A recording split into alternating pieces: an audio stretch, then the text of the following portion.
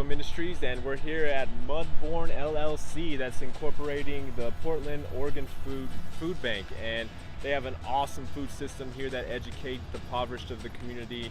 So we're gonna go meet Shantae right now, and we're gonna get a little tour. Come on.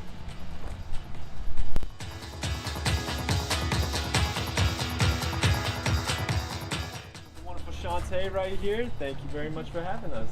Yeah, thank you for coming to visit. So what we have going on is I'm Shantae with Mudbone Grown. We like to call this space right here Unity Farm. And the reason why Art and I started farming was basically to show our kids how to be self-sufficient and how to build community at the same time. It's always been a dream of ours to really own our own farm. And so last year we grew food at Arbor Lodge Urban Farm right off the interstate. We got pushed off of that location because they were building affordable housing. Central City Concern took the space back over, but we grew food for about 60 families over in East County.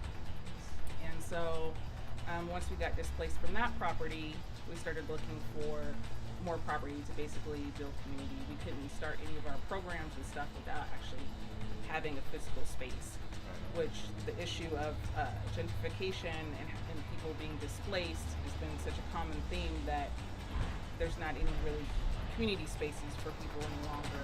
And so every single meeting that we used to have, I'd always ask for land for our project and also for the community because it's so important. And so we just feel like it's important to change the narrative of what it means to be a farmer, especially in our community, in the Black community, since there's been trauma and whatnot around the whole idea of farming and working. And so we built this worm bin. And so we like to build on STEM or STEAM for a lot of our youth visitors that come out here. So there's about 6 pounds of worms down in here. Ooh, yeah. Sorry about the gnats, but oh no, you're good. Let's see if we can get it. Oh yeah, the red wigglers. So the red wigglers, they're pretty happy in there. Beautiful. So yeah, we keep the paper in here to keep down on the fruit flies, but somebody threw some banana peels and stuff, so that's why we have all the fruit flies. So we're here at the Oregon Food Bank, and the Oregon Food Bank had land available. And so this part that we're going into right now is their community garden. Members could come out and volunteer for a couple hours and they get to go home with some food. And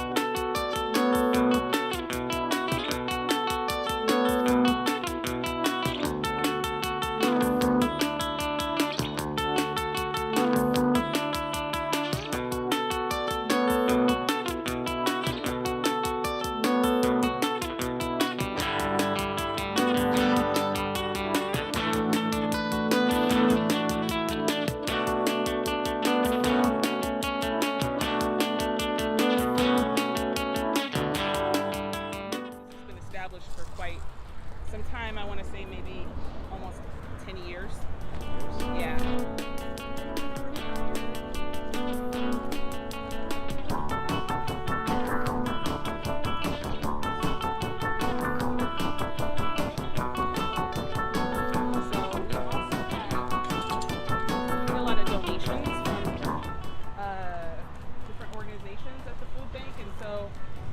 Here's the greenhouse, and so this during the season is full of starts, and so people that are doing their own community gardens can come and get free starts and then get free seeds from the food bank as well, which is really cool. Or just community members that are wanting to build their own gardens. So this whole space right here is usually full of free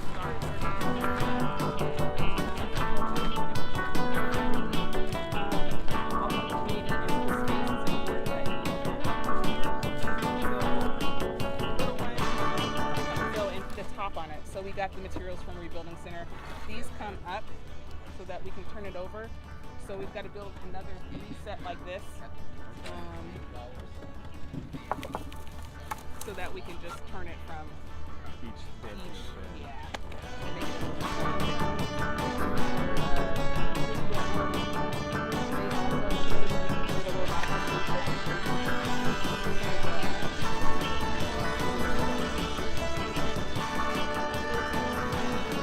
This year we're growing for 20 Latino and Somali families over in the Coley neighborhood, which is just right down the street on 60th. So every week after the kids get out of futsal practice, which is kind of like soccer, they come and get they pick up their weekly share. And so it's part of this CSA partnership with Multnomah County Health Department, Zinger Farms, Hacienda CDC, and Active Children's Portland.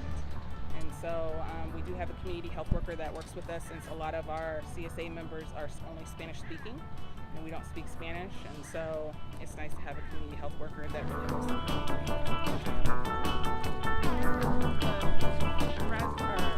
strawberry patch. There's some raspberries over there, but we don't know. This is the children's garden right here. And so the Sunnyside environmental students, they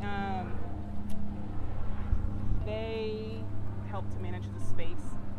They're in school. They're not in school this summer, obviously, so we've just been taking care of it for them, but they'll be back in the fall. And so they basically adopted Community Farm as their school farm, which is really cool. We're also working with Kairos PDX, which is kind of an environmental school for children of color.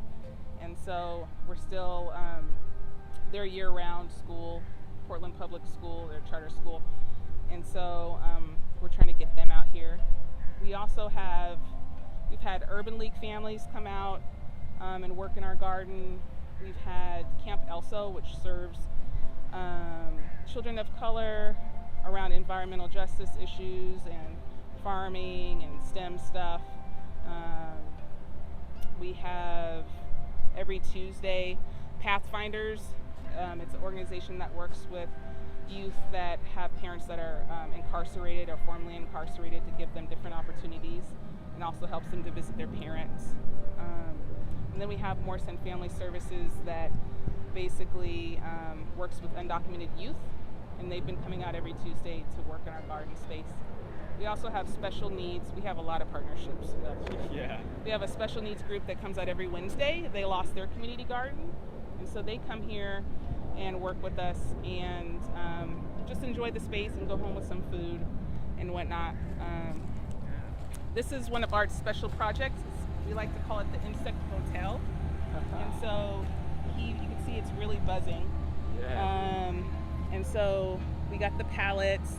The middle schoolers actually helped us build this insect motel, and then they planted herbs and flowers and stuff inside of it.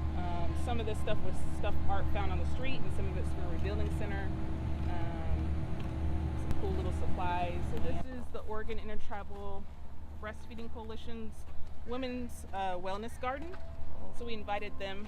I have a friend that's a doula, community health worker and whatnot, that it was important to me to give someone else the opportunity as well. So they also come out here with their indigenous community and work with community members.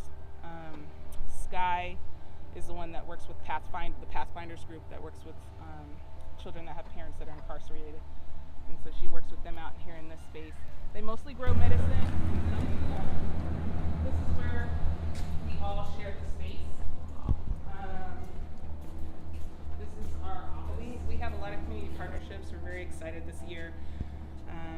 We just applied for a grant with the USDA to train more farmers of color. It's important for us to build more capacity, especially here in Oregon. In 2012, there was only 31 black farmers out of 35,000. And so it's pretty shocking. And so we want to make sure that we are giving other people opportunities as we're getting them. And at the same time, feeding people, and this work has really fed us in many different ways. I quit my job at the county last year to really pursue this dream for me and my family, and Art quit his job, like truck driving and stuff, for us to be able to do this work together. And so it is our baby, and we are an LLC right now and not a nonprofit and whatnot, we are thinking about going that direction, but instead of doing a community garden space, it's important for us to help people have economic development opportunities as well. Besides, because if you're hungry and you don't have housing and you're having to deal with multiple stressors in your life, you're not going to be thinking about going to community garden space. So our idea is to start with like getting people jobs and paying people, and then from there we can start to build more farms or farmers and whatnot. Wow, thank you so much for the work that you do. I really appreciate that. Is that pretty much that sums up the tour right there? Yeah, it does. All right, well thank you so much. I really appreciate that. That's a Yeah, lot no of great problem. work. A lot of love put in this land and a lot of love put out to the community, and really appreciate it.